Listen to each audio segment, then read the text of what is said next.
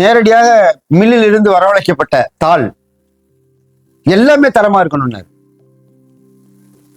இவ்வளவு தரமாக இந்த நூலை கொண்டு வர வேண்டும். ஒரு செய்தியை நான் சொல்லிவிடுகிறேன். அவருடைய அந்த முயற்சி என்ன என்று கேட்டால் 1000 நூல் அச்சிட வேண்டும் என்று நினைத்தோம். ஏன்னா பெரியார் உயிரோடு இருந்த பொழுது அவர் முதல் வரிசையை 3 நூல்களாக வெளியிட்டார். அந்த 3 நூல்களாக வெளியிட்ட பொழுது அது பெரியார் இருந்த காலத்தில் அவர் உருவாக்கி பெரியாரிடம் கொண்டு போய் கொடுக்கிறார். அது பெரிய சைஸ், பெரிய அளவு புத்தகம். அதை பெரியார் 2000 பக்கத்துக்கு மேல அதை வாங்கி பார்த்துட்டு, நான் இவ்வளவா எழுதிட்டேன் பேசிட்டேன். அவருடைய எழுத்துக்களும் பேச்சும் தொகுக்கப்பட்டது.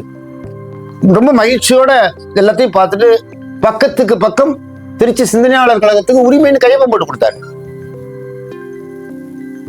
அந்த அளவுக்கு அவரை ஈர்த்த பதிப்பு அது. அவருக்கு மிகப்பெரிய பெரியாரை மகிழ வைத்தது.